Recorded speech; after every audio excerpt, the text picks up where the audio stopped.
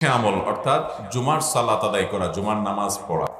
আল্লাহ তাআলা কোরআনে কারিমে সূরা জুমআ নামে একটা সূরা আলাদা নাজিল করেছেন। কত গুরুত্বপূর্ণ এই দিন, যে এই দিনের নামে আলাদা সূরা আল্লাহ তাআলা নাজিল করেছেন। আপনারা জানেন কোরআন হলো পাইকারি কথা বলার জায়গা। কোরআনে খুচরা কথা বলার সুযোগ নেই। এই পাইকারি কথাগুলোর ব্যাখ্যাই নবী করিম সাল্লাল্লাহু আলাইহি সাল্লামের সমগ্র হাদিসের ভান্ডারে আছে। যদি কেউ শুধু কোরআনের এই পাইকারি কথা দিয়ে ইসলাম মানতে চায়, নবীজি সাল্লাল্লাহু আলাইহি সাল্লামের হাদিসকে গ্রহণ করা ছাড়া সে কখনো ইসলাম মানতে পারবে? সে ইসলামের নামে মন গড়া কিছু একটা হাতড়ে বেড়াবে, কখনো সঠিক ইসলাম মানতে পারবে? কারণ আল্লাহ তাআলা কোরআনে কারিমে তার হাবিবকে বলেছেন যে আমি আপনার প্রতি জিকির এবং কোরআনকে নাজিল করেছি লিতুবাইয়িনা লিন-নাসি মা নুজিলা ইলাইহিম, যাতে করে আপনি হে রাসূল এই কোরআন মানুষের কাছে ব্যাখ্যা করে, বিশ্লেষণ করে, আপনি মানুষের কাছে ব্যক্ত করে স্পষ্ট করে দেন, সেজন্য আপনার প্রতি নাজিল করা হয়েছে। এই জন্য নবীজি সাল্লাল্লাহু আলাইহি সাল্লামের কাজ শুধুমাত্র কোরআন আসছে ওইটা আমাদের কাছে পৌঁছায় দিয়েছেন, বাস তার ডিউটি শেষ হয়ে গেছে, এটাই না। বরং তার ডিউটি হলো এই কোরআনকে আমাদের কাছে পৌঁছানোর পাশাপাশি এর ব্যাখ্যা বিশ্লেষণটাও পৌঁছে দেওয়া। স্বয়ং আল্লাহ তাআলাই কোরআনেই সেই ডিউটি দিয়েছেন। যদি কেউ নবী করিম সাল্লাল্লাহু আলাইহি সাল্লামের আনিত কোরআনকে গ্রহণ করে আর নবী সাল্লাল্লাহু আলাইহি সাল্লামের বাতানো ব্যাখ্যা বিশ্লেষণকে অস্বীকার করে, মানতে না চায়, সে কখনো পরিপূর্ণভাবে সঠিক পদ্ধতিতে ইসলামে প্রবেশ করতে পারবে না। আজকাল আমাদের সমাজে অনেক ভাই আছেন এমন যারা শুধু কোরআন মানতে চান, নবী সাল্লাল্লাহু আলাইহি সাল্লামের হাদিস তারা মানতে চান না। যদি মানতে না চান তো এই আয়াতের কি করবেন? যে আয়াতে আল্লাহ নিজে তার রাসূলকে বলছেন এই কোরআন আপনার প্রতি নাজিল করা হয়েছে যাতে করে আপনি এটাকে ব্যাখ্যা করে দেন। লিতুবাইয়িনা তাবয়িন, আল্লাহ বলেন না লিতুবাল্লিগা লিন-নাস, শুধু মানুষের কাছে এটা পৌঁছায় দিবেন, এটা আল্লাহ বলেন নাই। আল্লাহ বলছেন তাবয়িন করে দিবেন, ব্যাখ্যা বিশ্লেষণ করে দিবেন। আর হাদিসের ভান্ডার হলো সে ব্যাখ্যা বিশ্লেষণ। বিধায় আমাদেরকে কোরআন এবং সুন্নাহকে পাশাপাশি নিয়ে চলতে হবে যদি ঈমানের উপর ইসলামের উপর টিকতে হয়, আর না হলে ঈমান ইসলামের উপর টিকা সম্ভব হবে না। মুহতারাম হাজরিন, জুমার দিন সম্পর্কে বলছিলাম যে কোরআনে কারিমে আল্লাহ তাআলা পাইকারি কথা বলেছেন, আর এই পাইকারি কথাগুলোর খুচরা সুপুঙ্খানুপুঙ্খ আপনার ব্যাখ্যা বিশ্লেষণ এগুলো আছে কোথায়? নবী করিম সাল্লাল্লাহু আলাইহি সাল্লামের হাদিসে, সুন্নাতে। এজন্য জুমার দিন, এই দিনটা আল্লাহর কাছে এত গুরুত্বপূর্ণ যে এই দিন সম্পর্কে, এই দিনের যে জুমার যে নামাজ, এই নামাজ সম্পর্কে আল্লাহ তাআলা কোরআনে কারিমে শুধুমাত্র একটা আয়াত নাজিল করেন না, গোটা একটা সূরা, আস্ত একটা সূরা নাজিল করেছেন। সূরার নামে দিয়েছেন সূরাতুল জুমআ। ইয়া আইয়ুহাল্লাযীনা আমানু, আল্লাহ সেখানে বলেছেন হে ঈমানদারগণ, ইযা নুদিয়া লিস-সালাতি মিন ইয়াউমিল জুমআ, জুমার দিন যখন আযান দেয়া হবে, জুমার প্রতি যখন মুয়াজ্জিন আহ্বান করবে, ফাসআউ ইলা যিকরিল্লাহ, তখন আল্লাহর জিকিরের দিকে তোমরা দৌড়াও। ওয়াদারুল বাই', বেচা কিনা ব্যবসা বাণিজ্য সব রেখে দাও এবং আল্লাহর ডাকে সাড়া দিয়ে চলে যাও। জুমার সালাতের গুরুত্ব এত বেশি যে এই নামাজে যাওয়ার ব্যাপারে আলাদা করে স্পষ্ট করে নির্দেশনা আল্লাহ তাআলা দিয়েছেন। অথচ পাঁচ ওয়াক্ত নামাজের ব্যাপারে এত ডিটেইল, এত বিস্তারিত আলোচনা কোরআনে আল্লাহ তাআলা করেন নাই। আল্লাহ তাআলা কোরআনে সংক্ষেপে বলেছেন, তার বিস্তারিত ব্যাখ্যা বিশ্লেষণ নবী করিম সাল্লাল্লাহু আলাইহি সাল্লামের হাদিসে আছে। তো জুমার নামাজের গুরুত্ব এত বেশি। মুহতারাম হাজরিন, একটি হাদিসে বর্ণিত হয়েছে যদি কেউ পর পর 3 জুমা ত্যাগ করে, জুমার নামাজ না পড়ে, তার অন্তরে মোহর মেরে দেয়া হয়। ভয়ঙ্কর একটা ব্যাপার। এই অন্তর হেদায়েত কবুলের জন্য অনুপযুক্ত হয়ে যায়। তবে আল্লাহ রাব্বুল আলামিন কারোর প্রতি অনুগ্রহ করলে, তিনি যদি তাওবায়ে নাসুহা করেন, আল্লাহ রাব্বুল আলামিন সে মোহর তুলে তাকে হেদায়েত দিতে পারেন। আল্লাহ রাব্বুল আলামিনের সেটি একান্ত ইচ্ছাধীন বিষয়। কিন্তু সাধারণত যদি 3 জুমা পর পর কেউ পরিহার করে, ত্যাগ করে, না পড়ে, তাহলে তার জন্য সতর্কবার্তা আছে। এই জন্য ইমানদারের কাছে ফরজ নামাজের মধ্যে অন্য সব সাধারণ ওয়াক্তের চাইতে জুমার নামাজের গুরুত্ব অনেক বেশি। তাহলে জুমার দিনের প্রধান আমল হলো জুমার নামাজ আদায় করা। এই জুমার নামাজের জন্য আমরা কখন যাব? খুতবার সময় না জামাত দাঁড়াইলে? শেষ রাকাত পাইলেও তো জামাত পাওয়া হয়ে যাবে, জুমা পড়া হয়ে যাবে না? অতএব শেষ রাকাত ধরতে পারলেই তো চলে। আমরা বেশিরভাগ মুসল্লি তো সে কাজই করি, তাই না? অথচ আল্লাহ তাআলা কোরআনে কারিমে বলে দিয়েছেন ইযা নুদিয়া লিস-সালাহ মিন ইয়াউমিল জুমআ, জুমার দিন যখন নামাজের জন্য আজান দেওয়া হয়, ফাসআউ ইলা যিকরিল্লাহ, আল্লাহর জিকিরের দিকে, আল্লাহর ঘরের দিকে, ইবাদতের দিকে, জুমার নামাজের দিকে দৌড়াতে থাকো, চলে যাও। দৌড়ানো বলতে আক্ষরিক অর্থে দৌড়ে দৌড়ে যাওয়া নয়, মানে তাড়াহুড়া করে অন্য সব কাজ রেখে গুরুত্বের সাথে সেখানে চলে যাও। ওয়াদারুল বাই'আ, দুনিয়ার সব কাজ কাম রেখে দাও। এজন্য জুমার এই আজানের পর কেনা বেচা করা এবং দুনিয়াবি অন্যান্য কাজ করা এগুলো জায়েজ নাই। প্রাপ্তবয়স্ক পুরুষের জন্য যাদের উপরে জুমা ফরজ, তাদের উপরে ওয়াজিব হলো, আবশ্যক হলো, কর্তব্য হলো জুমার আজানের সঙ্গে সঙ্গে সব কাজ কাম ফেলে চলে যাওয়া। আমরা অনেকে চিন্তা করি আজানের পরে চলে যাব, আমাদের কাজ কি, ডিউটি কি? নবী করিম সাল্লাল্লাহু আলাইহি সাল্লাম জুমার দিন মসজিদে আগে আগে যাওয়ার ব্যাপারে উৎসাহ দিতেন। আপনি সেখানে বসে ইবাদত বন্দেগী করবেন। আমরা কাজ খুঁজে পাই না যে কি করব। হুজুর ওয়াজ করলে, খুতবা দিলে সেটা শুনি, এছাড়া আমরা নিজেরা কোনো কাজ খুঁজে পাই না। আরব দেশগুলোর দৃশ্য দেখবেন, ইউটিউবে দেখতে পারেন, যারা গিয়েছেন তারা দেখবেন, তারা সকাল 10টা থেকে 9:30 থেকে মসজিদে চলে আসে এবং এসে সবার হাতে হাতে কোরআন থাকে, সবাই কোরআন তেলাওয়াত করে, নফল সালাত, নফল নামাজ আদায় করে, দুরূদ শরীফ পড়ে, জিকির আজকার করে, জুমার দিন অন্যান্য আমলগুলো করে। এই দিনটা সপ্তাহ শ্রেষ্ঠ দিন, সাইয়্যিদুল আইয়াম। সপ্তাহের মধ্যে যত দিন আছে এর মধ্যে সবচেয়ে সেরা শ্রেষ্ঠ দিন হলো এই দিনটা। এই জন্য জুমার নামাজ জন্য আগে আগে যাওয়া, এটা হলো জুমার দিনের প্রথম আমল। নাম্বার 2, জুমার দিনের ফজরের নামাজ বিশেষভাবে জামাতের সাথে পড়ার চেষ্টা করা। এমনিতে সপ্তাহের যে কোনো দিনের 5 ওয়াক্ত নামাজের মধ্যে সবচেয়ে গুরুত্বপূর্ণ নামাজ হলো ফজর এবং আসর। ফজর এবং আসর। ফজরের নামাজের গুরুত্ব এবং মর্যাদা অনেক বেশি। বিভিন্ন হাদিসের আলোকে ফজর নামাজের প্রায় 10টি ফজিলত এবং গুরুত্বের কথা আমরা জানি। 10টি বিশেষ ফজিলত আছে যেগুলো অন্য কোনো নামাজের নাই, ফজরের নামাজের আছে। এই জন্য ইবলিস ফজরের নামাজে যাতে আমরা উপস্থিত হতে না পারি, এই জন্য বিশেষভাবে সে ডিউটি করে। নবী করিম সাল্লাল্লাহু আলাইহি সাল্লামের হাদিসে তার বিস্তারিত বিবরণ আসছে। দেখবেন অন্য কোনো নামাজ পড়তে এত কষ্ট হয় না যত কষ্ট হয় ফজরের নামাজ পড়তে। এই জন্য মুসল্লিদের মধ্যে যারা ক্রিম মুসল্লি, মুসলমান হিসেবে যারা এ ক্লাসের, আফার ক্লাসের মুসল্লি, সেই মানুষগুলোকে ফজরের নামাজে মসজিদে জামাতের মধ্যে পাবেন, পুরুষদেরকে। এরা হলো সমাজের সবচাইতে আফার ক্লাসের মুসল্লি। ভাইরা আমার, নবী করিম সাল্লাল্লাহু আলাইহি সাল্লাম ফজর নামাজের সময় শয়তান কিভাবে ডিউটি পালন করে সে সম্পর্কে বিস্তারিত ব্যাখ্যা করেছেন এক হাদিসে। শয়তান মানুষের কপালে 3টা গিরা দেয় ফজরের সময়। কয়টা গিরা দেয়? এই গিরাগুলো আমরা দেখি না। শয়তান যেরকম অদৃশ্য ভাবে, এই গিরাগুলো দেওয়ার অর্থ হলো যাতে করে সে আরামের সাথে কি করে? ঘুমায়। কপালে গিরা কেন দেয়? মানে ঘুমানোর জন্য পায়ে গিরা দেয় না, হাতে গিরা দেয় না, কপালে দেয় কেন? কপালের সাথে এই ঘুমের সম্পর্কটা কি? আকুপ্রেশার একটা চিকিৎসা পদ্ধতি আছে আমাদের দেশে। এটার এই চিকিৎসা পদ্ধতির অনেক চিকিৎসক আছেন, সারা বিশ্বে বিভিন্ন দেশে সমাদৃত।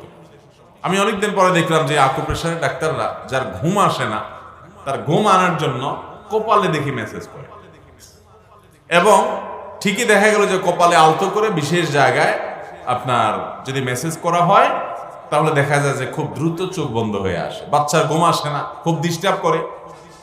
তো এক আকুপ্রেশারের ডাক্তার আমাকে বললেন যে এইভাবে মেসেজ করবেন, দেখবেন ঠিকই চোখটা আস্তে বন্ধ হয়ে আসছে। দেখলাম যে 2-4 টিপ দিলে ঠিকই আস্তে আস্তে বাচ্চা ঘুমায় যায়।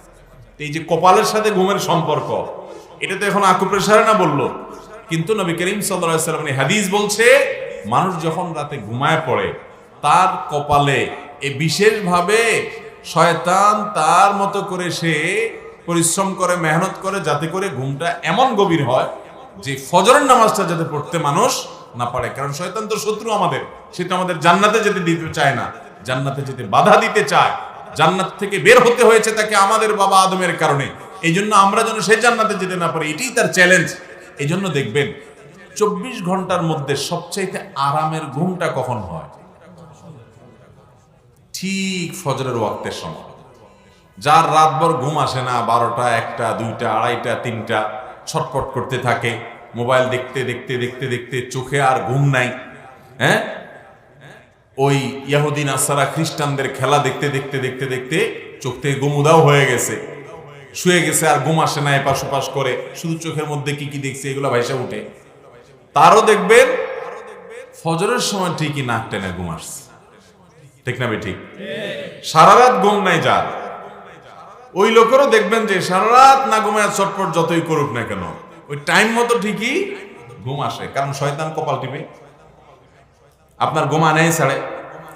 আর ফজরের সময় যে ঘুমটা আসে এত আরামের ঘুম, বিশেষ করে শীতের সময় এটা বেশি বোঝা যায়। মনে হয় যে এই আরামের কম্বল থেকে যদি বের হয়ে বাহিরে যাই, মনে হয় জানটা বাইর হয়ে যাবে, কোনোভাবে বাইর হইতে রাজি না। নামাজি মানুষ অ্যালার্ম দিয়ে শোয়ার পরেও আবার অ্যালার্ম দিয়ে 5 মিনিট বাড়ায়, আরো 5 মিনিট বাড়ায়। সারা রাত 6 ঘন্টা 7 ঘন্টা ঘুমাইছে তাতে হয় নাই, কিন্তু আর 5 মিনিট ঘুম না হলে উনি মরে যাবে, এরকম একটা ভাব হয় কি হয় না? কারণ হলো ইবলিস পুরো দমে ডিউটিতে নেমে যায় আপনাকে কোনোভাবে যদি ফজর থেকে দূরে সরাইতে পারে। নবী করিম সাল্লাল্লাহু আলাইহি সাল্লাম বলেছেন, কোন ইমানদার বান্দার ইমানের শক্তি এবং তাকত থাকার কারণে সে যদি শয়তানের এই চক্রান্ত বুঝতে পারে, আরে নবীজি সাল্লাল্লাহু আলাইহি সাল্লাম না বলছেন যে ফজরের সময় শয়তান এই কাম করে, অতএব আমাকে যদি জিততে হবে শয়তানের সাথে লড়াইয়ে, সে যদি কম্বলটা ফেলে দিয়ে বিসমিল্লাহ বলে উঠে ঘুম থেকে উঠার দোয়া পড়ে ফেলে, আলহামদুলিল্লাহিল্লাযী আহইয়ানা বাদামা আমাতানা ওয়া ইলাইহিন নুশুর, সে যদি দোয়া পড়ে উঠে যায়, সাথে সাথে শয়তানের দেওয়া 3টা গিরা, শোয়ার পরে যে 3টা গিরা দেয় একটা খুলে যায়। গিরা যে খুলে এটা একটু খেয়াল করলে আপনি নিজে অনুভব করবেন। কিভাবে অনুভব করবেন আমি বলি। ঘুম থেকে উঠার আগে যখন উঠতে মনে চাচ্ছে না, কাচুমুচু করছেন কম্বল নিচে, এত ঠান্ডা, এত শীত, এত আরামের ঘুম, শরীরটা মাত্র মেজমেজ করে আসছে, এখন উঠলে মনে হয় আমি মরে যাব, এত কষ্ট। এরপর যখন আপনি কম্বলটা ফেলে দিয়ে উঠে দাঁড়ায় যাবেন, বিসমিল্লাহ পড়ে দোয়া পড়ে ফেলবেন, দেখবেন শরীরটা হালকা হয়ে গেছে, এই যে গিরা খুলে গেছে। খেয়াল করে দেখেন শরীরটা কি হয়ে যায়। উঠার আগে মনে হচ্ছে উঠলে মনে হয় শেষ হয়ে যাবে, উঠার পরে কেন শরীরটা অনেকটা জড়জড় লাগে, হিম্মত হয় না, উঠে গেছি তো আলহামদুলিল্লাহ। গিরা আরো 2টা থাকে, শয়তানের গিরা 2টা থাকে। এই জন্য ফজরের আগে যখন আপনি ওযু করতে যাবেন, ওযুর আগ দিয়ে এবার শয়তান বুঝায় উঠলি ভালো কথা, কিন্তু জানোস এই ঠান্ডা পানির অবস্থা কত ভয়াবহ, এখন হাতটা দিলেই তো স্যাঁত করে কেমনে দিবি। এই জন্য আপনার ভয় হয়, ওরে আল্লাহ রে কেমনে হাতটা দেই, সবার বাসা তো আর গিজার নেই, গরম পানির ব্যবস্থা নেই, কেমনে হাতটা দেব, ভয় পায়, দিতে চায় না, কারণ গিরা আরো 2টা আছে। বিসমিল্লাহ বলে যখন হাত দিয়া ওযু শুরু করে, ওযুটা শেষ করে, ওযু করার পর দেখবেন শরীরের আরেক গিরা শেষ, হালকা হয়ে গেছে। দেখবেন হাদিসে আসছে যে ওযু করার পর গিরা আরেকটা খুলে যায়, কারণ শরীর হালকা হয়ে যায়। এরপরে গিরা আরেকটা থাকে। এবার শয়তান চিন্তা করছে, হায় হায় ওযুও করে ফেলছে, ঠেকানো তো গেল না। এবার সে বুঝায়, ভালো কথা, ওযু করছো, এখন নামাজ তো পড়াই লাগবে। তো বাহিরে যে কুয়াশা, যে ঠান্ডা, এর মধ্যে তুমি যাবা, হাসি কাশি হবে, অ্যালার্জি হবে, সর্দি হবে, তো শরীয়তে তো কষ্ট হইলে একা একা নামাজ পড়ার সুযোগ আছে, থাক না জামাতে, তুমি বাসা পড়ে ফেলাও, বড় নিয়ে জামাত করে ফেলাও। এখন শয়তান মাসালা দিবে আপনারে, মাসালা দিয়ে কোন রকম জামাত থেকে নিয়ে একটু সরান যায়, কারণ গিরা আরেকটা রয়ে গেছে। যদি আপনি হিম্মত করে বিসমিল্লাহ পড়ে মসজিদ দিক চলে যান, এই সমস্ত মনের সব কুমন্ত্রণা, শয়তান যে ফুসলা, এগুলো সব ঝেড়ে মেরে ফেলে দিয়ে মসজিদে চলে যান, ফজরের সালাত সুন্দর করে মসজিদে গিয়ে আদায় করে আপনি বাসার দিকে যখন আসবেন, নামাজ পড়া শেষ, 3 নম্বর গিরাও খুলে যায়। এবং 3 নম্বর গিরা যে খুলে যায় তার প্রমাণ হলো, আপনি নামাজ পড়া শেষ হওয়ার পরে বাসার দিকে যখন যাবেন, এখন ইবলিস আর আপনারা কিচ্ছু বলবে না। দেখবেন মনটা এখন ফ্রেশ, কোনো আজে বাজে চিন্তা মনের মধ্যে নাই, শরীরটা দেখবেন একদম হালকা হয়ে গেছে। ফজর নামাজ শেষ, এখন ফুরফুরা শরীর নিয়ে আপনি বাসায় যাবেন। নবীজি সাল্লাল্লাহু আলাইহি সাল্লাম বলেছেন, এরপরে তার অবস্থা হয় কি, ফাসবাহা নাশীতান নাফসে, তার মনটা তখন হাসি খুশি থাকে, প্রফুল্ল থাকে, যে আমি জামাতের সাথে সালাতটা আদায় করতে পেরেছি, আলহামদুলিল্লাহ। আর যে কপাল পোড়া, ওই শয়তানের দেয়া গিরাকে মোকাবেলা করে উঠতে পারে নাই, ওর ইমানের দুর্বলতার কারণে নামাজ শেষ করে ফেলছে, নষ্ট করে ফেলেছে। ফজরের পরে নবী করিম সাল্লাল্লাহু আলাইহি সাল্লাম বলেছেন, ফাসবাহা খাবিসান নাফস, তখন সে কি হয়ে যায়, তার অন্তরটা হয়ে যায় নোংরা, নিজের কাছেই কেমন কেমন একটা অপরাধ বোধ লাগে, নামাজটা পড়লাম না, এবং শয়তান তাকে আলসে বানিয়ে দেয়, এই জন্য ফজরের পরে একজন মুসলমান ফজরের নামাজের পর বাসা যাওয়ার সময় যে ফুরফুরা ভাব থাকে, 7টা 8টা 9টা পর্যন্ত ঘুম থেকে উঠার পরে আপনি উঠে ওয়াশরুমে যান, ব্রাশ করেন, যত কাহিনী করেন, এরপরে দেখবেন শরীরের ভিতরে একটা মেজ মেজ ভাব আছে। থাকে কি থাকে না?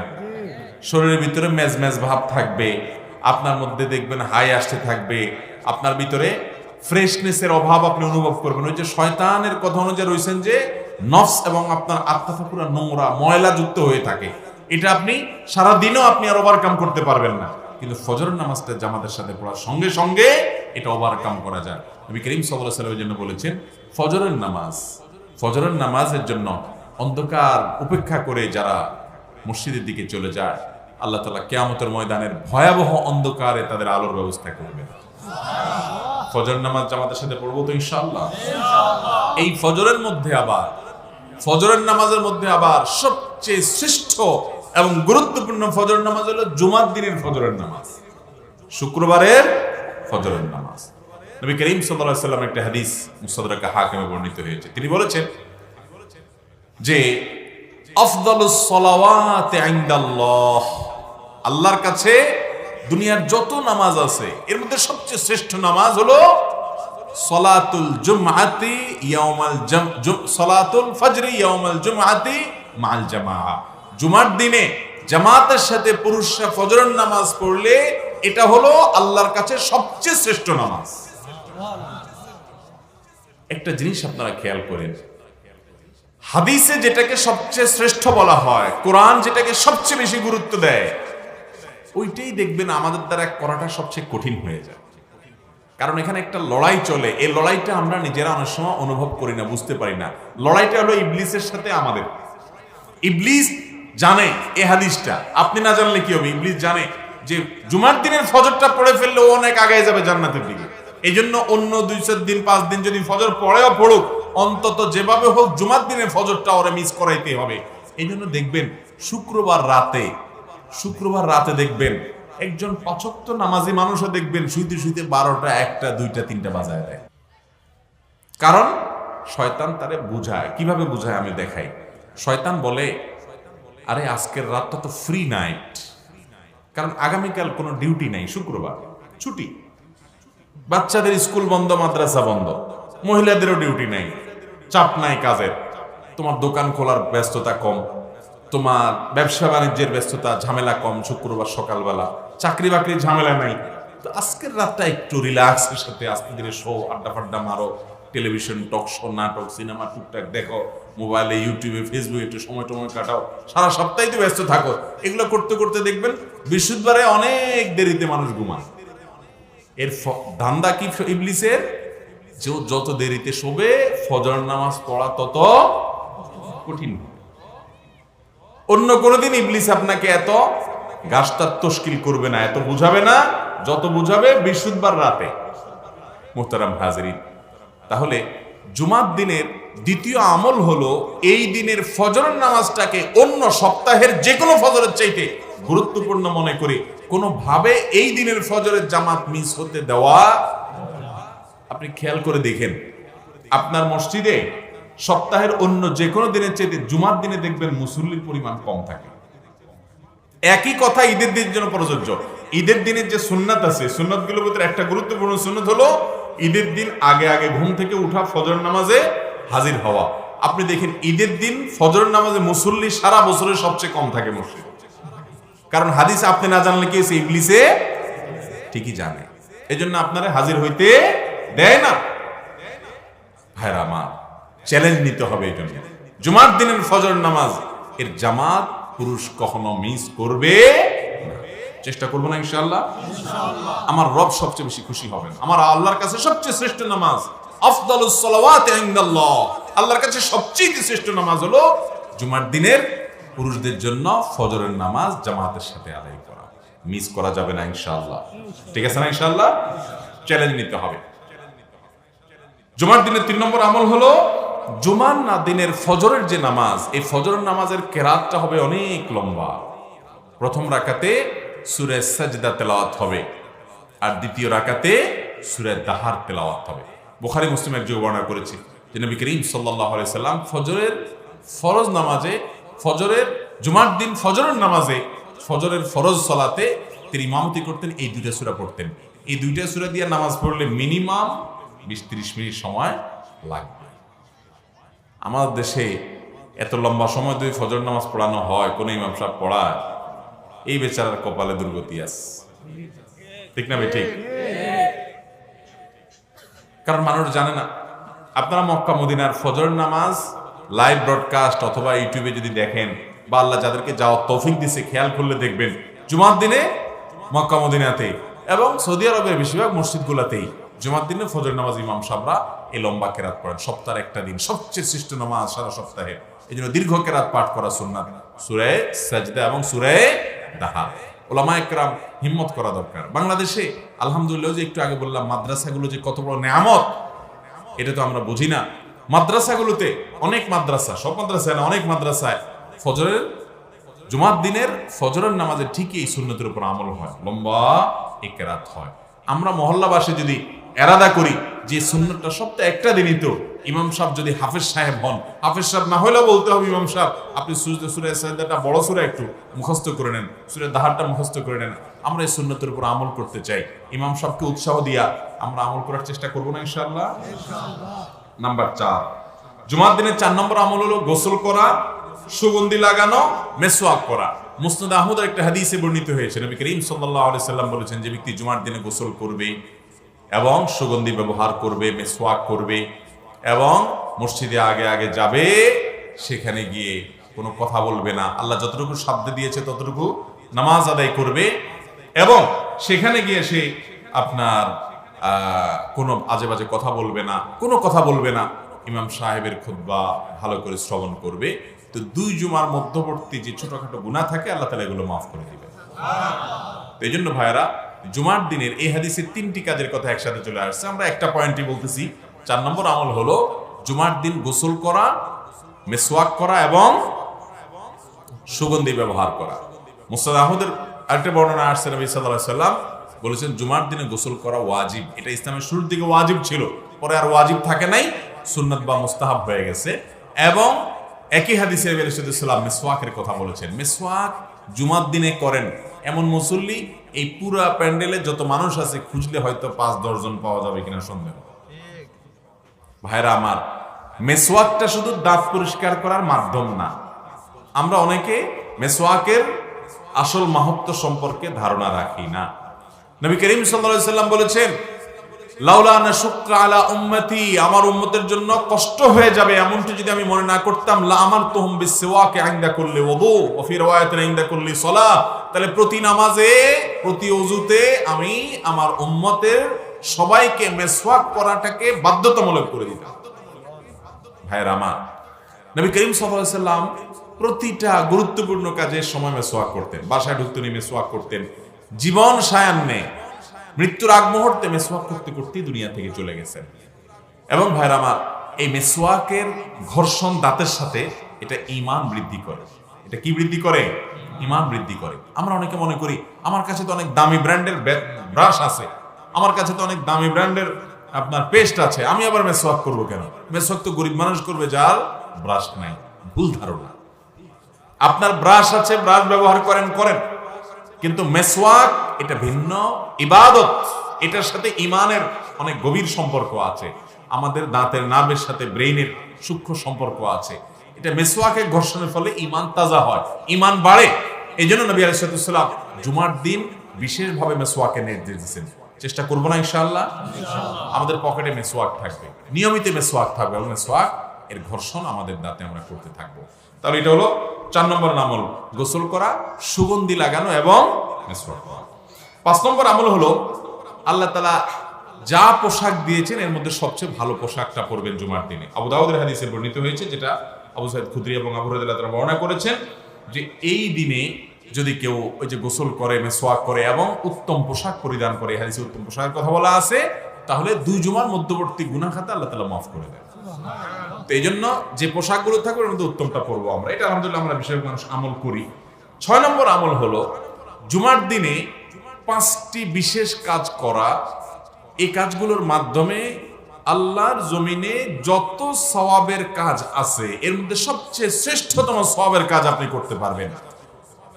এত বেশি সওয়াব অন্য কোনো আমলে কোরআন হাদিসে কোথাও বর্ণিত হয় নাই, যত সওয়াব এই একটি কাজ করার মাধ্যমে আপনি অর্জন করতে পারবেন। এত বিশাল আমল এটা, মাত্র কয়েক মিনিটে হাজার হাজার, শত শত না, হাজার হাজার বছর ইবাদত করার সওয়াব আপনি লাভ করতে পারবেন মাত্র কয়েক মিনিটে। বলবো আমলটা? নবী করিম সাল্লাল্লাহু আলাইহি সাল্লাম তিরমিজি এবং মুসনাদ আহমদের বর্ণিত হাদিসে বলেছেন, মান গাসসালা ইয়াউমাল জুমআতি ওয়াগতাসাল ওয়া বাক্কারা ওয়াবতাকার ওয়া মাশা ওয়া লাম ইয়ারকাব ওয়া দানা মিনাল ইমামি ওয়া লাম ইয়ালহু।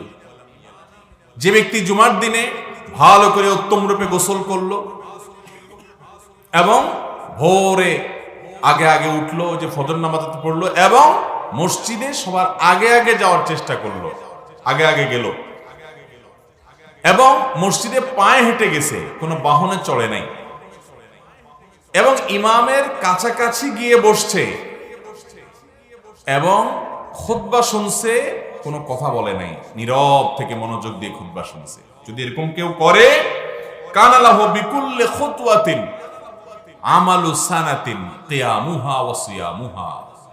তাহলে এই ব্যক্তিকে আল্লাহ তাআলা প্রতি কদমের বিনিময়, ওই যে মসজিদ, বাসা থেকে মসজিদে আসছে, যতগুলো কদম দিছে, যতগুলো পা ফেলছে, প্রতিটা কদমের বিনিময়, এক একটা কদমের বিনিময় 100 বছর নফল রোজা, 100 বছর নফল নামাজ রাতভর জেগে পড়লে যে সওয়াব পাইতো, এক কদমে সে সওয়াব পায়।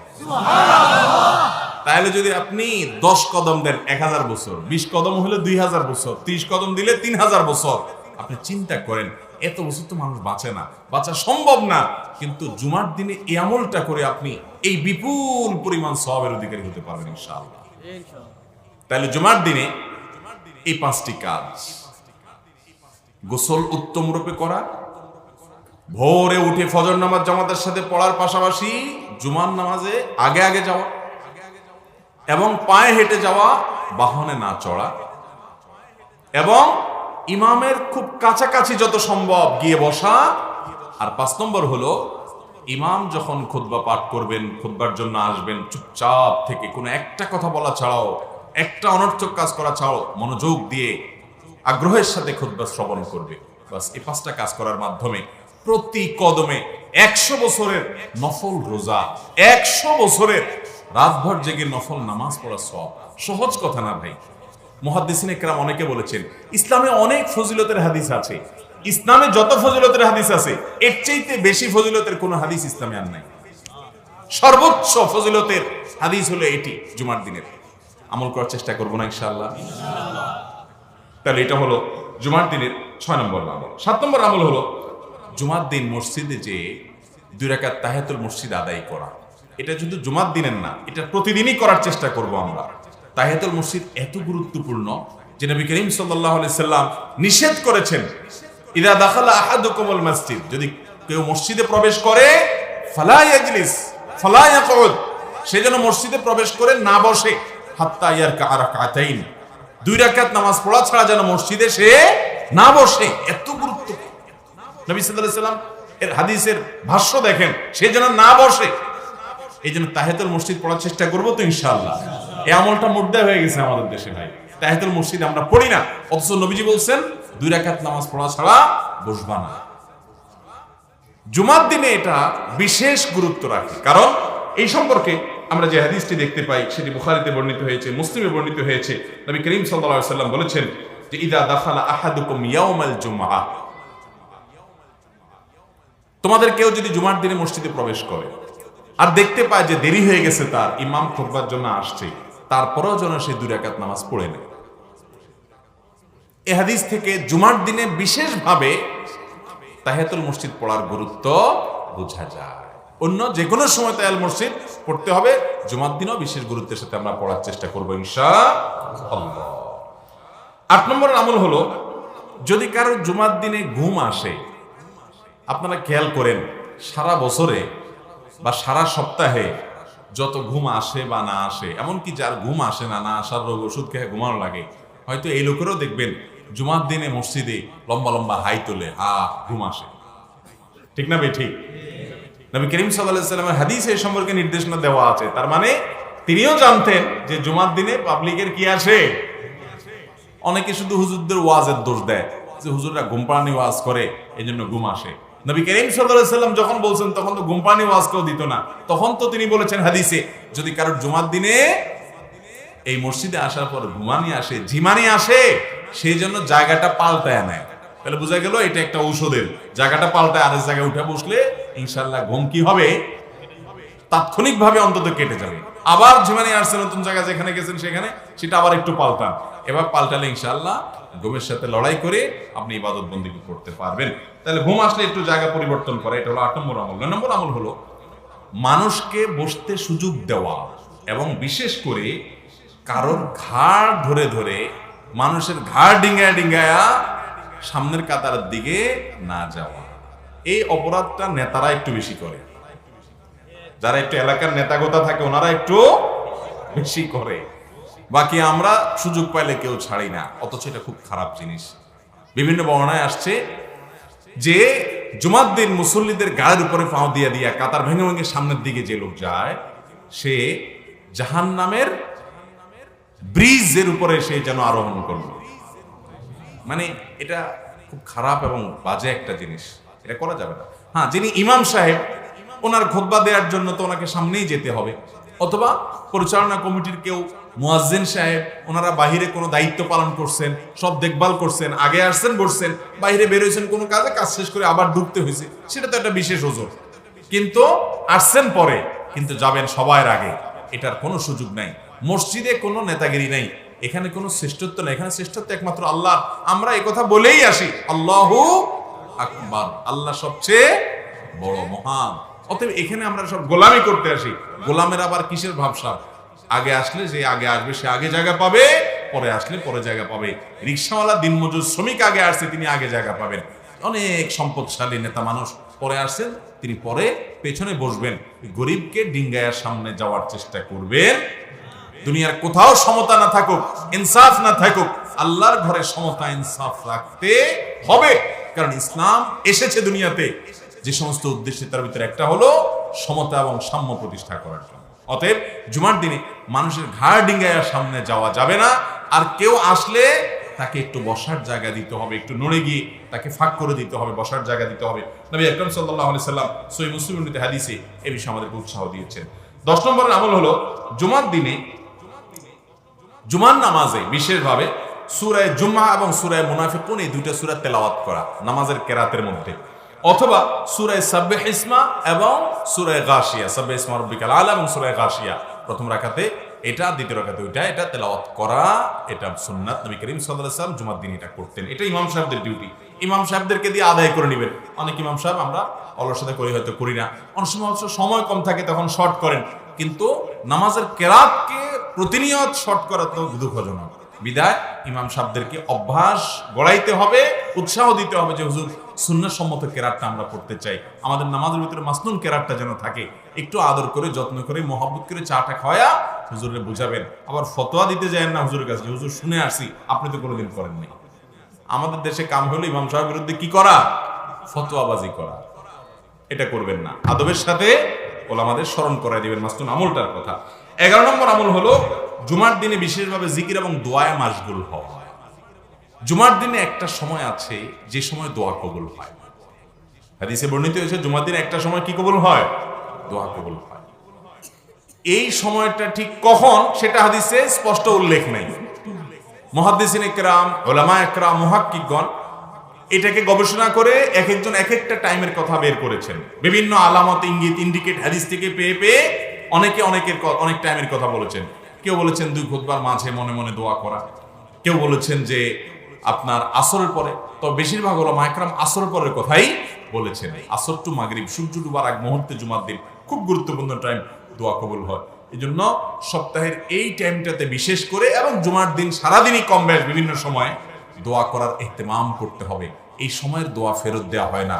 আল্লাহর কাছে যদি ভালো করে চাইতে পারেন, যেই কোনো চাওয়া মঞ্জুর করে নিতে পারবেন জুমার দিন, আসরের পরে বিশেষ করে, এবং সারাদিনই কম বেশ বিভিন্ন সময় মনে মনে আল্লাহর কাছে দোয়া নিবেদন করব, কারণ এটা জুমার দিনের গুরুত্বপূর্ণ একটা আমল। 12 নম্বর আমল হলো জুমার দিনে সূরা কাহাফ পাঠ করা। সূরা কাহাফ পাঠ করা এটা আপনি বৃহস্পতিবার সন্ধ্যার পর থেকেও পাঠ করতে পারেন, রাত্রে পাঠ করলেও জুমার দিনে পাঠ করা ধরা হবে। কারণ জুমার দিন কাউন্ট শুরু হয় কখন থেকে? বৃহস্পতিবার সন্ধ্যা থেকে, সূর্য ডুবার পর থেকে শুক্রবার সূর্য ডুবার আগ পর্যন্ত পুরা টাইম 24 ঘন্টার ভিতরে সূরা কাহাফ তেলাওয়াত করবেন। যদি তেলাওয়াত করেন তার ফজিলত কি সে সম্পর্কে মুসনাদে হাকিম বর্ণিত হয়েছে, নবী আকরাম সাল্লাল্লাহু আলাইহি ওয়াসাল্লাম বলেছেন কে জুমার দিনে যদি সূরা কাহাফ তেলাওয়াত করে তাহলে আগের জুমা এবং এই জুমার মধ্যবর্তী বা পরবর্তী জুমা যেটা আসতেছে, এই জুমা থেকে পরবর্তী জুমার মধ্যবর্তী যে দিনগুলো আছে, এই পুরো সময় আল্লাহ তাআলা তাকে নূর দান করবেন, আলো দান করবেন। আলো, যে আলো দিয়ে সে হেদায়েতের পথে চলতে পারবে পুরো সপ্তাহব্যাপী। এবং বিশেষভাবে দাজ্জালের যে ফিতনা কিয়ামতের আগে আসবে, বহু মুসলমান দাজ্জালকে আল্লাহ বলে বিশ্বাস করে, কারণ দাজ্জালের হাতে কারিশমা থাকবে। সে মরা মানুষকে জীবিত করে ফেলবে, জীবিত মানুষকে মেরে ফেলবে মুহূর্তে, সে বলবে আর মরে যাবে। তার হাতে খাবারের পাহাড় থাকবে, দুনিয়ার সব খাদ্য তার কাছে থাকবে, সে যাকে দিবে খাবে, যাকে দিবে খাবে না। এই ভেলকি দেখে অনেক, এবং সে বলবে আমি আল্লাহ। দেখছো পাওয়ার? অনেক মুসলমান দলে দলে দলে দলে তাকে আল্লাহ বলে বিশ্বাস করবে, করে ঈমান হারা হবে। এটাকে বলে বিভ্রান্তি, ধোঁয়াশা। কিয়ামতের আগে এই ভয়াবহ ধোঁয়াশা আসবে। সমস্ত নবীগণ সতর্ক করে গেছেন এই দাজ্জাল সম্পর্কে। আমাদের নবী সাল্লাল্লাহু আলাইহি ওয়াসাল্লাম সতর্ক করে গেছেন যে কিয়ামতের আগে দাজ্জালের ফিতনা আসবে, দলে দলে মানুষ তার অনুসরণ করবে। দুনিয়াতে এখন একটু পাওয়ার যদি কোনো কিছুতে মানুষ দেখে, জ্ঞান বিজ্ঞান তথ্য প্রযুক্তির উন্নতি দেখে অনেক শিক্ষিত যুবক ভাইরা, অনেক সাধারণ মানুষ ভেলকিতে পড়ে যায়, ঈমান ইসলাম নিয়ে সন্দেহের মধ্যে পড়ে যায়। আর এই সন্দেহ আর কি, এই ভেলকি আর কি দেখেছেন? দাজ্জালের মাধ্যমে যে ভেলকি আসবে সেটা আরো ডেঞ্জারাস হবে। নবী সাল্লাল্লাহু আলাইহি ওয়াসাল্লাম আগে থেকে সতর্ক করেছেন, সেই ভেলকিতে দলে দলে মানুষ ঈমান হারা হয়ে যাবে।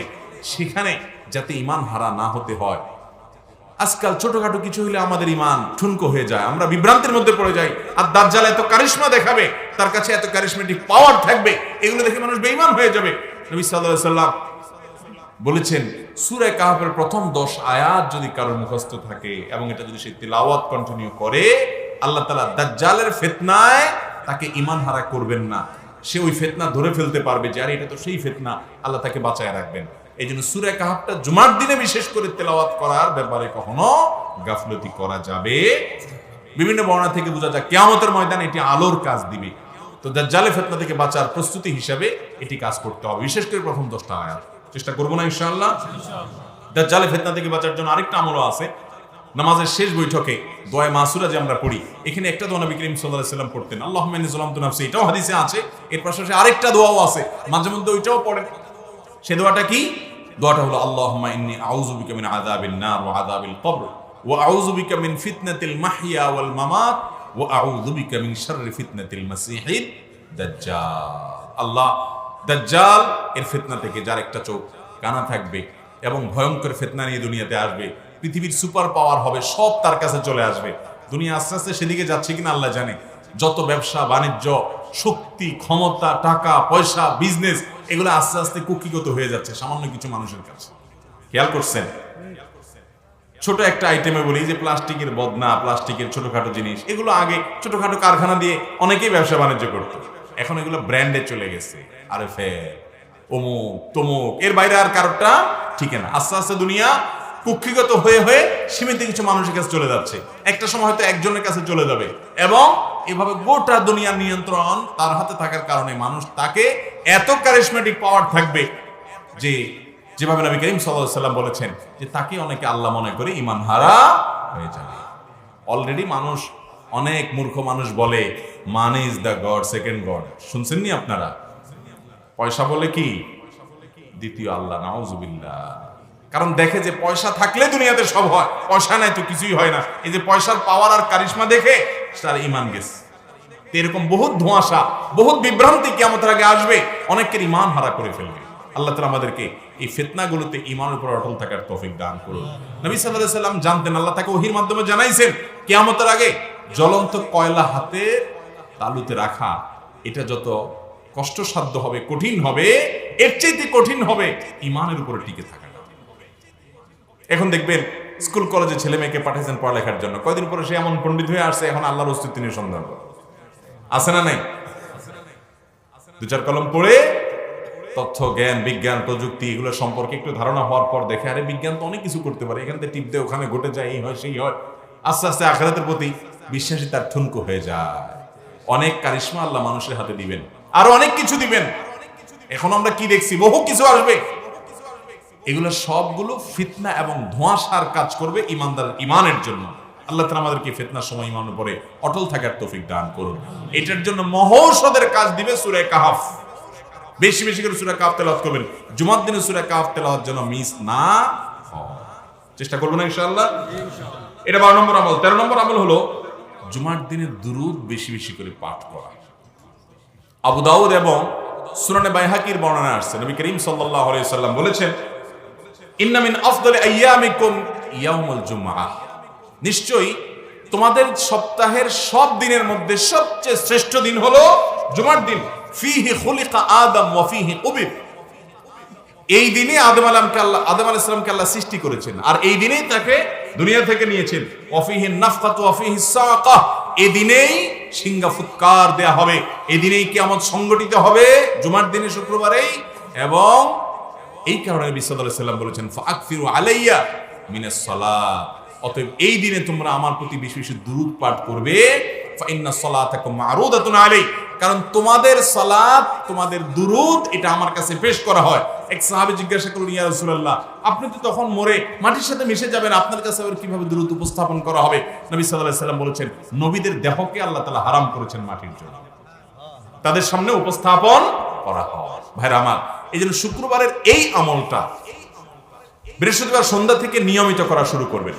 দুরূদ পাঠ করা, আল্লাহুম্মা সাল্লি আলা মুহাম্মাদ ওয়া আলা আলি মুহাম্মাদ কামা সাল্লাইতা আলা ইব্রাহিম ওয়া আলা আলি ইব্রাহিম ইন্নাকা হামিদুম, আল্লাহুম্মা বারিক আলা মুহাম্মাদ ওয়া আলা আলি মুহাম্মাদ কামা বারাকতা আলা ইব্রাহিম ওয়া আলা আলি ইব্রাহিম ইন্নাকা হামিদুম। এই দুরূদটা হলো সবচেয়ে শ্রেষ্ঠ দুরূদ। স্বয়ং নবী করিম সাল্লাল্লাহু আলাইহি ওয়াসাল্লাম সাহাবীদেরকে এই দুরূদটা শিক্ষা দিয়েছেন। দুরূদের জগতে সবচেয়ে সেরা এবং মহারাজা হলো এই দুরূদ। আর দুরূদের মধ্যে সবচেয়ে সংক্ষিপ্ত এবং শর্ট দুরূদ হলো সাল্লাল্লাহু আলাইহি ওয়াসাল্লাম। এছাড়া যে সমস্ত দুরূদের অর্থের মধ্যে খারাপ কিছু নাই, অর্থের মধ্যে শিরকপূর্ণ কোনো কিছু নাই, যে কোনো দুরূদ পাঠ করতে পারেন আপনি। আল্লাহুম্মা সাল্লি আলা মুহাম্মাদ ওয়া আলা আলি মুহাম্মাদ, এটুকু পড়লেও দুরূদ হয়ে যাবে। এজন্য দুরূদ বেশি বেশি করে পাঠ করতে হবে জুমার দিন এবং জুমার রাতে। সুনানে বাইহাকির এক বর্ণনা আছে, নবী সাল্লাল্লাহু আলাইহি ওয়াসাল্লাম বলেছেন, আকসিরু আলাইয়া মিনাস সালাতি মিন ইয়াউমিল জুমআতি ওয়া লাইলাতিল জুমআহ, তোমরা জুমার রাতে অর্থাৎ বৃহস্পতিবার রাতে, দিবাগত রাতে এবং জুমার দিনে আমার প্রতি বেশি বেশি করে দুরূদ প্রেরণ করবে। দেখেন এখানে শব্দটা খেয়াল করেন, নবীজি ইকসার শব্দ ব্যবহার করেছেন, বেশি বেশি করে পাঠ করতে হবে। অতএব উঠতে বসতে চলতে ফিরতে, জুমার দিন চলছে, জুমার রাত চলছে, আপনাকে দুরূদ পাঠ করতে হবে। অভ্যাস গড়ে তুলবো না ইনশাআল্লাহ? এখন থেকে জুমার রাতে জুমার দিনে এই আমলটা আমরা ছাড়বো না, দুরূদের আমলটা। ভাই দুরূদের আমল এমন একটা আমল, যে কোনো বিপদে আপনি মুক্তির কোনো পথ পাচ্ছেন না, দুরূদ পড়তে থাকেন, আল্লাহ তাআলা আপনাকে উদ্ধার করেন, হাদিসে ওয়াদা আছে। এবং আপনি দুরূদ পাঠ করতে থাকেন, আল্লাহ রাব্বুল আলামিন আপনার জীবনে বারাকা দিবেন। একজন সাহাবী বলছে, ইয়া রাসূলুল্লাহ, আমি তো অনেক দোয়া করি, এর ভিতরে আপনার জন্য দোয়া, দুরূদ মানে নবীজির জন্য দোয়া, আপনার জন্য দোয়া কতটুকু করব? তিনি বিভিন্ন পার্সেন্টেজ বলছেন, 4 ভাগের 1 ভাগ, 3 ভাগের 1 ভাগ, অর্ধেক। বলতে বলতে তিনি বুঝতে পারছিলেন নবী সাল্লাল্লাহু আলাইহি ওয়াসাল্লাম পুরোপুরি সন্তুষ্ট না। তখন বললেন যে আমার সব দোয়া যদি আপনার জন্য বরাদ্দ করি, তখন নবী সাল্লাল্লাহু আলাইহি ওয়াসাল্লাম বললেন যে ইদান তুকফা হাম্মু, যদি এটা তুমি করতে পারো যে তুমি শুধু আমার জন্য সব দোয়া বরাদ্দ করে ফেলতে পারো, তাহলে তোমার আর জীবনে কিচ্ছু দরকার হবে না, সকল পেরেশানির জন্য যথেষ্ট হয়ে যাবে। এবং ওয়াতুগফার যামবুক, তোমার সকল গুনাহ মাফ হয়ে যাবে। আর কি চাই ভাই? এই জন্য দুরূদ বেশি বেশি করে পাঠ করব। দুরূদ পাঠের শ্রেষ্ঠ সিজন এবং মৌসুম হলো এই বৃহস্পতিবার রাত এবং জুমার দিন। এটা হলো দুরূদ পাঠের সারা বছরের মধ্যে সবচাইতে বড় মৌসুম, গুরুত্বপূর্ণ মৌসুম। বেশি বেশি দুরূদ পড়বো তো শুক্রবার ইনশাআল্লাহ। উঠতে বসতে চলতে ফিরতে, এখন উঠতে বসতে চলতে ফিরতে আমাদের টাইমটা সব নিয়ে গেছে মোবাইলে, ফেসবুক, ইউটিউবে। অবসর সময় 2 মিনিট পাইলেও মোবাইল হাতাহাতি করি, ওই টয়লেটে বসেও মোবাইল হাতাহাতি করি। ভাইরা আমাদের সময়গুলো সব ধ্বংস করে ফেলছে এই মোবাইলের নেশা এবং আসক্তি। মোবাইল ব্যবহার করেন, মোবাইল যেন আপনারা ব্যবহার না করে, আপনি যেন অটো ডাইরেক্ট হয়ে না যান, দরকারে বেদরকারে সারাদিনই শুধু ঘাটেন, এই অভ্যাস যেন না হয়। অবসর সময়গুলোতে দুরূদ পাঠ করবো তো ইনশাআল্লাহ শুক্রবারে। এটা এই সপ্তাহের গুরুত্বপূর্ণ আমল। দুরুদের ক্ষেত্রে একটা বিষয় হলো যে এত গুরুত্বপূর্ণ দুরুদ যে এটা বিনা উযুতেও পাঠ করা যাবে, কারণ সবসময় সবচেয়ে জরুরি বিষয়, সবসময় মানুষ উযু থাকতে পারবে না, যাতে সবসময় পড়তে পারে। এই জন্য দুরুদের জন্য ওযুর শর্ত নাই, এটা বিনা উযুতেও কি করতে পারবেন, পাঠ করতে পারবেন। এমন কি গোসল ফরজ, তখনও আপনি চাইলে কি করতে পারবেন, দুরুদ পাঠ করতে পারবেন। কোরআন তেলাওয়াত করতে পারবেন না, কিন্তু দুরুদ পাঠ করতে, সাধারণ জিকির দোয়া করতে পারবেন। এত জরুরি আমল এটা, সর্বাবস্থার জন্য মানুষ করতে পারে। এই জন্য এই আমলটাকে এত সহজ করে দেওয়া হয়েছে। দুরুদের মধ্যে আবার অনেক দুরুদ আছে, দুরুদে লাখি, দুরুদে তাজ, দুরুদে তুনাজ্জিনা, দুরুদে হাজারি। দুরুদ, এই দুরুদের একটাও নবী করিম সাল্লাল্লাহু আলাইহি সাল্লামের কোন হাদিস থেকে বর্ণিত না। এটা পড়লে এতবার পড়লে অমুকটা হবে, এটা পড়লে অত সওয়াব হবে। এগুলো সবগুলো মানুষের নিজস্ব আইডিয়া, নিজস্ব বানানো জিনিস। কোরআন হাদিসে বর্ণিত এগুলোর ভিতরে কোনোটার কথা বলার ভিতরে যদি শিরপূর্ণ কিছু না থাকে, তাহলে সেক্ষেত্রে এটা পাঠ করা যেতে পারে দুরুদ হিসাবে, বাস এতটুকু। কিন্তু এটার ফজিলত হাদিস দ্বারা প্রমাণিত নয়। আপনি সাধারণ সবচেয়ে শ্রেষ্ঠ দুরুদ পাঠ করতে চাইলে দুরুদ ইব্রাহিম নামাজে যেটা পড়েন এটা পড়বেন, এটা নবীজি শিক্ষা দিয়েছেন। আর সবচেয়ে ছোট দুরুদ পারলে সাল্লাল্লাহু আলাইহি সাল্লাম পাঠ করবেন, বাস যথেষ্ট। আর মাঝামাঝি কোনো দুরুদ পড়তে চাইলে পড়তে পারেন, কিন্তু এই আকীদা বিশ্বাস রাখবেন না যে এটা এতবার পড়লে অমুক উদ্দেশ্য সফল হবে, হান হবে, তান হবে। এগুলো সব মন গড়া, মানুষের নিজস্ব আবিষ্কার, হাদিস দ্বারা প্রমাণিত নয়। 14 নম্বর আমল হলো সর্বশেষ আমল, সেটা হলো জুমার দিন, জুমার রাত আমরা সাধারণ আমলতে করবই। জুমার দিন যদি কারোর নিয়মিত রোজা রাখার অভ্যাস না থাকে এই দিনে, বা বিশেষ কোনো কারণে চান্দ্র মাসের 13-14 রোজার মধ্যে না পড়ে, অথবা কেউ মাসে 3 দিন পড়ে, জুমার দিনটা বন্ধ থাকে, আগে 2 দিন মিলায়া বা 2 দিন আগে পরের দিন মিলায়া তার এই টাইমে রোজা রাখার সুবিধা হয়, এরকম কোনো বিষয় যদি না থাকে, তাহলে শুধু জুমার দিন উপলক্ষে কেউ যেন রোজা না রাখে, এবং জুমার রাতকে কেউ ইবাদতের জন্য শ্রেষ্ঠ রাত মনে করে যেন ইবাদতে না কাটায়। অর্থাৎ যে কোনো রাতে ইবাদত করা যেতে পারে, কিন্তু এটাকে বিশেষ ফজিলতপূর্ণ মনে করে রাত জাগা, এটা হাদিসের মধ্যে এটাকে বিশেষ ফজিলতপূর্ণ হিসাবে মনে করে ইবাদত করতে নিষেধ করা আছে। এমনি প্রতিদিন আপনি তাহাজ্জুদ পড়েন, এ রাত্রে অবশ্যই পড়বেন। প্রতিদিন আপনি মাশাআল্লাহ কিয়ামুল লাইল করেন, এ রাত্রে অবশ্যই করবেন। আর জুমার দিন, এই দিনে রোজা রাখা মাকরুহ, কারণ এটা ঈদের দিন, উৎসবের দিন। আল্লাহ তাআলা এই দিন খাওয়া দাওয়া আমাদের জন্য ব্যবস্থা রেখেছেন যে আমরা খাবো, সপ্তাহের ঈদের দিন। বিদায় জুমার দিন, এটার 14 নম্বর আমল বলতে পারেন যে জুমার রাতে ঘুমাবেন এবং জুমার দিন খাওয়া দাওয়া করবেন। হ্যাঁ, যদি কারো, যে বললাম চান্দ্র মাসের 13, 14, 15 রোজার মধ্যে শুক্রবার পড়ে যায়, সেই হিসেবে তো আপনি রাখবেন। অথবা আগে পরে মিলে কেউ এই দিনগুলোতে রোজা রাখেন, তার কোনো ফরজ কাজা রোজা রাখার আর কোনো সুযোগ নেই শুক্রবার ছাড়া, তিনি রাখবেন। এছাড়া জুমার দিন এই জন্য ফজিলত মনে করে এই দিন রোজা রাখা যাবে, শুধু এই দিনটাকে আলাদা নফল রোজার জন্য নির্ধারণ করা যাবে না, কারণ এটা খুশির দিন। অতএব 14 নম্বর বলতে পারেন আমল হলো খাওয়া দাওয়া করা, জুমার রাতে একটু ঘুমানো। পুরো রাত ঘুমাবেন না, সম্ভব হলে তাহাজ্জুদের জন্য দাঁড়াবেন, আর ফজর তো অবশ্যই পড়বেন। বিশেষ করে শীতের সময় ফজরের নামাজ যদি কেউ পড়তে উঠে, হাদিসে আসছে 3টা আমলে, বান্দার 3টা আমল দেখে আল্লাহ তাআলা হেসে দেন। এর ভিতরে একটা হলো কনকনে শীতের মধ্যে, ঠান্ডার মধ্যে বান্দা যখন আরামের ঘুমকে হারাম করে দিয়ে, কষ্ট উপেক্ষা করে, কম্বল ফেলে দিয়ে, হিম্মত এবং সাহস করে আল্লাহকে খুশি করবার জন্য, আখিরাতকে তার নিজের করবার জন্য সে যখন দাঁড়িয়ে যায়, উজু করে শীতের মধ্যে সে যখন সালাত শুরু করে, নামাজ শুরু করে দেয়, আল্লাহ তাআলা তখন বান্দারে আমল দেখে হেসে দেন। আর হাদিসে আসছে, অন্য হাদিসে আসছে যে আল্লাহ তাআলা বান্দার কোনো আমল দেখে, আল্লাহর হাসাটা আল্লাহর শান অনুযায়ী, কিভাবে তার কাইফিয়ত আল্লাহ তাআলা ভালো জানেন। আল্লাহ যদি কোনো বান্দার আমল দেখে হাসেন, তো আল্লাহ রাব্বুল আলামিন ওই বান্দাকে মাফ করে দেন। এই আমলটা শীতের সময় করার সুযোগ আছে। যুবক ভাইরা, ফজর নামাজ জামাতের সাথে পড়বো তো ইনশাআল্লাহ। কোথাকার কোন দেশের কাফের, মুশরিক, বেঈমান, সমকামিতাকে বৈধ মনে করে যারা, মুসলমানের রক্তকে হালাল মনে করে যারা, সবচেয়ে বড় কথা হলো আমার রবের প্রতি যার ঈমান নেই, যাদের সাথে আমাদের দেশের রাজনৈতিক, সমাজনৈতিক, ধর্মীয়, অর্থনৈতিক কোনো সম্পর্ক নাই, সেসব দেশে এম্বাসিও নাই, আমার দেশে এম্বাসিও নাই, এরকম অনেক দেশ আছে। অথচ এইসব দেশের জন্য পর্যন্ত রাতকে রাত ভূতের মতো জেগে আমাদের যুবকরা বসে থাকে খেলা দেখার জন্য। যুবক, কয় রাত তাহাজ্জুদের জন্য অপেক্ষা করছিলাম, ফজরের জন্য ঘড়ি দেখছো আর কতক্ষণ বাকি আছে, জীবনে কয়টা রাত গেছে, আল্লাহর কাছে কি জবাবদিহি করবে? এই যৌবনের উচ্ছলতা, এই যৌবনের উচ্ছ্বাস, এটার উদ্যম, এটাকে কোথায় ব্যবহার করছো, কার জন্য ব্যবহার করছো?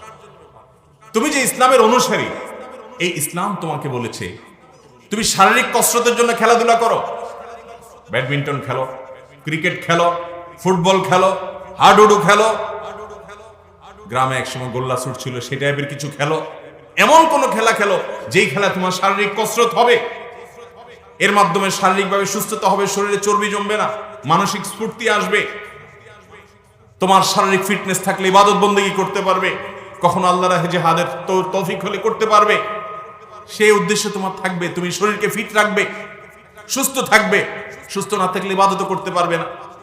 আল মুমিনুল কবিয়্যু আহাব্বু ইলাল্লাহি মিনাল মুমিনিদ দাঈফ, তুলনামূলকভাবে সুস্থ সবল থাকার চেষ্টা করে যে ইমানদার, অলস হয়ে নিজের শরীর শেষ করে না যে ইমানদার, তাকে আল্লাহ তাআলা পছন্দ করেন, ভালোবাসেন। সেই জন্য তুমি খেলাধুলা করলে সেখানে কোনো জুয়া যদি না থাকে, হারাম কিছু যদি না থাকে, সতর যদি তুমি উন্মুক্ত না রাখো, বেপরদিগি যদি সেখানে না থাকে, তাহলে সেই খেলা জায়েজ। আমার নবী করিম সাল্লাল্লাহু আলাইহি সাল্লাম তিনি এর ধরনের খেলাধুলাকে শুধুমাত্র অনুমোদনই করেন নাই, উৎসাহ দিয়েছেন। বিশেষ করে যখন দ্বীনি মাকসাদ সেখানে থাকবে। তিনি একবার বাজারে গিয়ে দেখলেন শুটিং কম্পিটিশন চলতেছে, এক ধরনের খেলা, তীর মারা, টার্গেট অনুযায়ী দুই গোত্রের লোকেরা খেলা খেলছে। নবী করিম সাল্লাল্লাহু আলাইহি সাল্লাম এসে ওই বাজারে যখন দেখলেন তারা খেলছে, তিনি বললেন, আমি অমুক দলের অমুক গোত্রের পক্ষে দাঁড়াইলাম, দাও তোমরা এবার খেলো। এবার অন্য পক্ষের লোক বলল, ইয়া রাসূলুল্লাহ, তারা তীর মারতেছে না। নবীজি বললেন, তুমি এবার থামলা কেন, মারো। বলি, ইয়া রাসূলুল্লাহ, আপনি ওদের দলে দাঁড়াইছেন, এখন ওদের ওইদিকে আমরা কিভাবে তীর মারি? তখন নবী সাল্লাল্লাহু আলাইহি সাল্লাম বলছেন, ঠিক আছে, আমি দোনো দলের সাথে আছি, তোমরা চালাও, তারপরেও তোমাদের এই খেলা অব্যাহত রাখো। ও যুবক, তোমার ইসলামে কি নাই? ক্রীড়া আছে, কৌতুক আছে, বিনোদন আছে, খেলাধুলা আছে, শারীরিক ব্যায়াম আছে, সব আছে। তুমি কিসের ইহুদি খ্রিস্টানদের কাছে ধার করতে যাচ্ছ? তোমাকে আল্লাহ তাআলা কোনটা কম দিয়েছে? নবীজি সাল্লাল্লাহু আলাইহি সাল্লাম নিজে কবিতা আবৃত্তি করতেন, হাসান ইবনে সাবিত রাদিয়াল্লাহু আনহুকে কবিতা আবৃত্তি করতে অনুমোদন করতেন। বাচ্চারা যখন গুনগুনিয়ে গান গাইতো, গানের কথার ভিতরে নোংরামি, অসভ্যতা, অশ্লীলতা, বেহায়াপনা, খারাপ কিছু না থাকলে সে গানকে তিনি অনুমোদন করতেন, খালি গলায় গাও, মিউজিকের ব্যবহার করা যাবে না, সেটা শয়তানের অস্ত্র। নবী সাল্লাল্লাহু আলাইহি সাল্লামের ঘরে দুইটা বাচ্চা একবার গান গাচ্ছে, আবু বকর রাদিয়াল্লাহু তাআলা ঢুকে ধমক দিয়েছেন, নবীর বাসায় গান, খালি গলায় গাচ্ছে, মেয়ে মানুষ, ছোট বাচ্চা মেয়ে। নবী করিম সাল্লাল্লাহু আলাইহি ওয়াসাল্লাম উঠে এসে বলছেন, দাও হুমা, তাদেরকে গাইতে দাও। বিয়ের অনুষ্ঠানে বাচ্চারা একটু গান গাবে, একটু আনন্দ করবে, সেটা অনুমতি দিয়েছে। মসজিদের নববীর আঙ্গিনা ইথিওপিয়ান সাহাবীরা খেলা খেলছে, আমাদের আয়েশা বলেন, আমি খেলা দেখবো। নবী সাল্লাল্লাহু আলাইহি ওয়াসাল্লাম নিয়ে আসছেন, এসে তার স্ত্রীকে খেলা দেখাইছেন। ভাইরা আমার, ইসলামে বৈধভাবে খেলার জন্য বহু অপশন আছে। আপনি খেললে আপনার নিজের শরীরের লাভ হবে, মাথার লাভ হবে, ফ্রেশ আসবে। আপনি নিজে সেই ইসলামের এত সুন্দর বিধান রেখে নিজে খেললে নিজের লাভ হইতো, ভূতের মতো ওই টিভির দিকে তাকায় বসে আছেন, আরেকজনের খেলা দেখে সেই গোল দিল লাফাইতেছেন আর গোল না দিলে কাঁপতেছেন। আপনার লাভ কি, আপনার লসটা কি? বসে বসে ভূতের মতো খেলা দেখলে শরীরে চর্বি জমবে না? আমাদের দেশে এই যে উন্মাদনা সৃষ্টি করছে এক শ্রেণীর মিডিয়া, এটা তাদের ব্যবসা, এটা তাদের বাণিজ্য। কাঁচামাল হলো আপনার এই আবেগগুলো, আপনার এই আবেগগুলো হলো তাদের ব্যবসার কি কাঁচামাল। ওরা খেললেও লাভ, জিতলেও লাভ, হারলেও লাভ। কবে জানি দেখলাম যে দেশে কোন জেলা দুই দলের সমর্থকদের মধ্যে তর্ক বিতর্ক করে এক ছেলে আরেক ছেলেকে ছুরি মেরে খুন করে ফেলছে। কি জবাব হবে আল্লাহর কাছে? আমাদের দেশের যুবকদেরকে এই উন্মাদনা সৃষ্টি করে দেওয়া হচ্ছে। ধর্মীয় দৃষ্টিকোণ তো বটেই, জাগতিক দৃষ্টিকোণ থেকে দেশের চুল পরিমাণ কোন কল্যাণেতে হয়, অকল্যাণ হয়, অপচয় হয়, সময় নষ্ট হয়, মেধা নষ্ট হয়, শ্রম নষ্ট হয়। যে বেঈমান, তার সময়ের কোনো ব্যাপার না, তার অর্থের কোনো ব্যাপার না, সে একবার এক এক দিকে যায়, কারণ সে দিক বিদিক ঘুরে বেড়ায়। যালিকা বিআন্নাল্লাহা মাওলাল্লাযিনা আমানু ওয়া আন্নাল কাফিরিনা লা মাওলা লাহুম। ওর কোনো অভিভাবক নাই। ও মুসলমান যুবক, তোমার তো অভিভাবক আল্লাহ আছেন, তিনি তোমাকে গাইড করেছেন। এর বিপরীত পথে তুমি চলতে পারো না। যেই খেলা দেখতে গেলে 24 ঘন্টা সেখানে যতক্ষণ খেলা চলে ততক্ষণ খেলার সাথে চোখের জেনা প্রতি মুহূর্তে চলতে থাকে, সেই খেলা মুসলমান কিভাবে দেখতে পারো তুমি? আল্লাহ তাআলা আমাদেরকে বুঝার তৌফিক দান করুন। যে খেলা তোমার মধ্যে উন্মাদনা তৈরি করে, খেলা তো খেলাই, খেলার জন্য আবার রাত 2টা পর্যন্ত জায়গায় থাকা, 2টা পয়সা কামার জন্য জায়গায় থাকলেও তো জায়েজ হতে পারতো। জার্সি কিনতেছো তোমার পছন্দের দলের খেলোয়াড়ের, তুমি তোমার নিজের মা বাপ, ভাই বোন, তাদের জন্য জীবনে কয়বার একটা জামা কিনছো? এই টাকা দিয়ে মানুষকে দান করার দরকার না, নিজে গায়ে পড়ো, তাও সওয়াব হবে। কিন্তু এইটার জন্য আল্লাহর কাছে জবাবদিহি। অমুসলিমের ভালোবাসা অন্তরের মধ্যে তুমি এভাবে বসাইছো। আল্লাহ তাআলা আমাদেরকে বিবেকগুলো যেন জাগ্রত হয় সেই তৌফিক দান করুন। অতএব ভাইরা আমার, ইসলাম স্বয়ং সম্পূর্ণ, এটা আমাদের জন্য যথেষ্ট। আমল করার চেষ্টা করবো না ইনশাআল্লাহ। তো জুমার দিনের 14টা আমল আমি আবারও এক নজরে বলে দিচ্ছি। প্রথম আমল হলো জুমার সালাত আদায় করা। জুমার সালাত কোন অবস্থাতে যেন না ছুটে সেই চেষ্টা করা। দ্বিতীয় আমল হলো জুমার দিনে ফজরের নামাজটা পুরুষরা জামাতের সাথে আদায় করা।